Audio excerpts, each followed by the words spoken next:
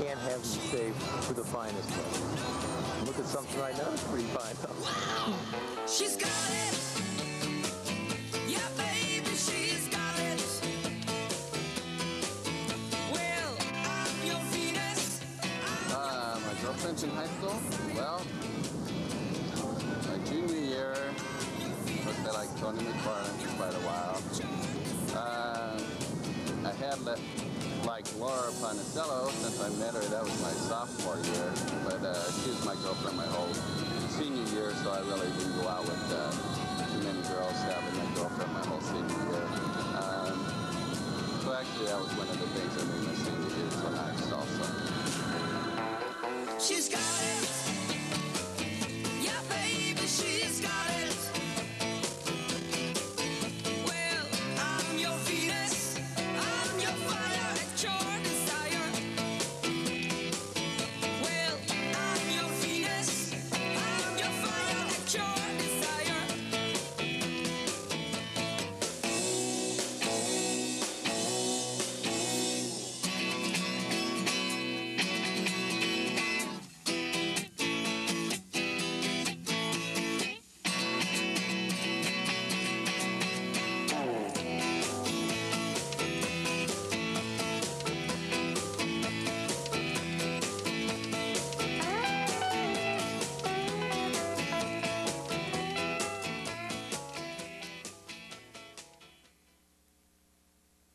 What would I do differently if I could go back?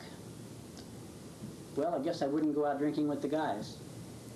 I'd have been chasing after those other girls I was talking about earlier. I have some fond memories, and these memories go well after I left the high school. And one story I like to relate has to do with Eddie Earp. Now, Eddie was a tight end for us. I know he played first base in baseball. He was a great athlete, but Eddie was a great person.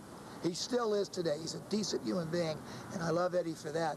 But we went to Indian Springs, which is 60 miles from here. I wanted to enter this race, and the race was, the guy said it was 6 miles, but this race was about 8.5 miles, and we all had to run up this mountain, and we had to go down a mountain and back up a mountain and across the desert, and then you ran down the city streets.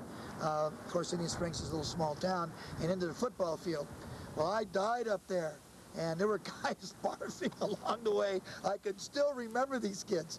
I kept running, and all of a sudden I came down this road, and there was one guy waiting for me because he was concerned about me. He wanted to make sure I finished, and his name was Eddie Earp. Eddie forsaked whatever trophies or medals he could have gotten because he wanted to run with Coach Camp. And he ushered me into this race, and we finished together. And I want you to know what place we finished. 125th out of 175 guys. And Eddie was there to push me in. I'll never forget that. And that was around 1981 and 1982. So Eddie has a special place in my memory bank as I talk to you. One of the funnest experiences was when I was a sophomore, and a few of us sophomores got to go with the seniors at 3 o'clock in the morning before the homecoming game at Vegas High School.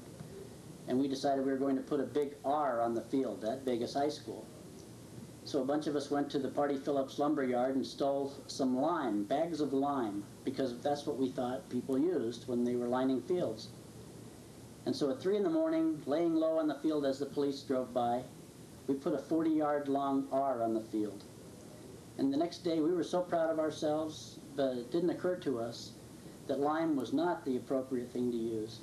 And so as the football players were on the field sweating, the lime got into their pores, and they all had lime burns after the game. So we pretty much denied any involvement after that. The one character that stands out in my mind most from high school is Chucky Ford.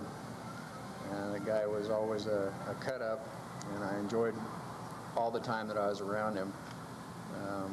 We've got some stories that go trips to Red Rock and the old Roadrunner, and doing some moonlight driving and things like that. Just some good times. She was a sophomore and I was a junior, and I enjoyed flirting with her, and she'd get embarrassed, and even though we may have been dating other people, I still continued to flirt with her. I liked to tell her that I was going to marry her and that I loved her, and she'd just get red as a beet and get in trouble for not paying attention in class, and that would always be good for a laugh. And it eventually turned into a date. And One hell of a date. we're still on a date, I guess. Yeah, we're still on a I date. can always remember when basketball season, since I didn't play basketball, and she would be cheerleading.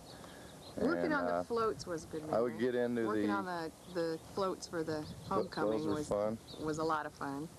Sell programs to get into the games free, and then sneak off with some of the guys that probably drink a quart of Coors or something and come back and try to get her a megaphone from her so I could scream at the other team until the refs would caution us and I'd have to give it back. That was always a lot of fun.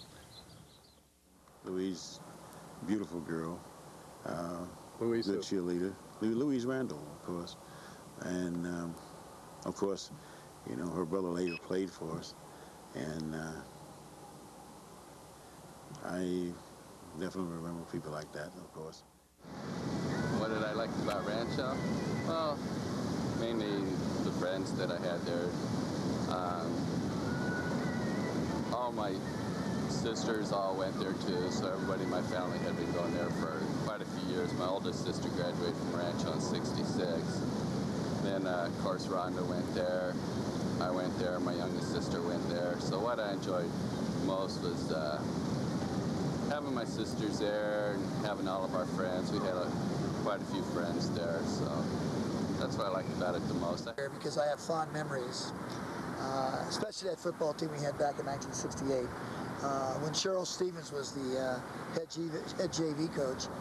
Cheryl, I know he's down in Florence, Arizona. He was a great coach. He knew kids. He knew how to get it out of them. So I learned a lot from him, and I was a line coach that year. But the athleticism, but you know what was more important than that? I saw Fred James just last week. It was the intelligence of that group. We had the intelligence and the athleticism. We had guys like Lionel Hollins who went on to do great things. In fact, at that time, Lionel's grandmother was frowning that he played sports. And I remember getting my Volkswagen, going to his house. Lionel would jump over the fence, and he would dress in my car, and we'd come to the game. And I would take him home the same way, and his grandmother was none the wiser that he was playing. But we had guys like Fred James, John Wergen, Chucky Whaley. We had Jasper Williams.